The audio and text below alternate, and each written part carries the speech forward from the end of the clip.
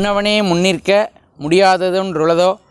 அன்பர்களே, இன்று தைப்பூச நன்னாள் முருகப்பெருமானுக்கு உரிய மிகவும் விசேஷமான ஒரு நாள். அதாவது முருகனுக்கு வைகாசி விசாகம், கார்த்திகை மாதத்தில் வரக்கூடிய கார்த்திகை நட்சத்திரம், அதேபோல் பங்குனி உத்திரம், தைப்பூசம், மாசி மகம், இப்படி முருகனுக்கு 6 முகங்கள். அந்த 6 முகங்களுக்கும் 6 நட்சத்திரங்கள்லாம் இருக்குது. அதில் இந்த தைப்பூசம் ரொம்ப ரொம்ப விசேஷம். அதுலேயும் பழனி முருகனுக்கு இது ரொம்ப விசேஷமாக தமிழகம் எங்கும் உள்ள பக்தர்கள்லாம் அந்த கோவிலுக்கு போய் காவடி எடுத்து அலகு குத்தி முருகனுக்கு வேண்டுதல்கள்லாம் நிறைவேற்றுவார்கள். அப்படி இந்த தைப்பூச நன்னாளில் தைப்பூச விரதம் அப்படின்னு வருஷம் இருப்பாங்க பக்தர்கள்லாம். அதற்கு மாலை அணிந்து அந்த தைப்பூசத்துக்கு ஒரு 11 நாள் முன்னாடியே விரதங்கள்லாம் இருந்து பழனி செல்வார்கள். அன்றைக்கு ஒரு நாள் மட்டும் விரதமும் இருந்து முருகப்பெருமானை வழிபாடுகள்லாம் செய்கிறது உண்டு. தினை மாவு அப்படிங்கிறது முருகனுக்கு ரொம்ப ரொம்ப விசேஷம். ஒரு இறைவனுக்கும் ஒரு நிவேதனம் விசேஷம்.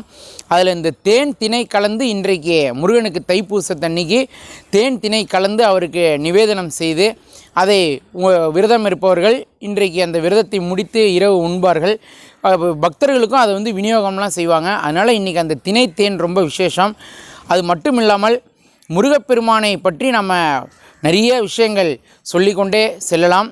அதில் பழனி மலையில் முருகன் எப்படி இருக்கார் அப்படின்னா, காலையில் அதிகாலையில் யோகி அலங்காரத்தில் நமக்கு தரிசனம் கொடுப்பார். அதற்கு அடுத்தபடியாக பார்த்திங்கன்னா நமக்கு அந்த ஞான தண்டாயுதபாணியாக நமக்கு காட்சி தருவார். அப்படியே ஒரு காலமும் அந்த 6 கால பூஜைகளில் 6 மதிய உச்சிகால பூஜையில் வேதியராக வெள்ளை உடை அணிந்து ஒரு வேதியராக அவர் காட்சி தருவார். மாலையில் தான் அந்த ராஜ அலங்கார காட்சி அப்படிங்கிறது, அந்த ராஜ அலங்காரத்தை தான் ரொம்ப விசேஷமாக குறிப்பிடுவார்கள். அதுபோல் இரவு ஒரு சிவனடியார் போல் அர்த்தஜாம் பூஜையில் இருப்பார். இப்படி இந்த 6 கால பூஜைகள்லேயும் 6 விதமான அலங்காரங்களில் பழனி முருகன் நமக்கு காட்சி தரார். அதுலேயும் பழனி முருகன் நம்ம எல்லாருக்குமே தெரியும், அவர் நவபாஷான விக்கிரகம். அவர் ரொம்ப விசேஷமான போகரால் பிரதிஷ்டை செய்யப்பட்டவர். இது எல்லாத்துக்கும் மேலே என்ன விசேஷம்னு கேட்டிங்கன்னா, செவ்வாய் கிரகத்துடைய எப்பேற்பட்ட தோஷமாக இருந்தாலும் அது பழனி மலைக்கு நாம் செல்லும் பொழுது அந்த தோஷங்களானது நிவர்த்தி ஆகிறது. அதுவும் இன்னும் ஒரு விஷயம் என்ன சொல்கிறாங்கன்னா, அந்த செவ்வாய் கிரகத்துடைய கதிர்வீச்சே பழனி மலை மேலே விழுது அப்படிங்கிற அளவுக்கு அங்கே ஒரு சக்தி உணர்ந்து எல்லாரும் சொல்கிறாங்க. அதனால் அப்பேற்பட்ட அந்த பழனி முருகனை நாம் இன்றைக்கு எல்லோரும் மனமாற நினைத்து வேண்டிக் கொள்வோம்.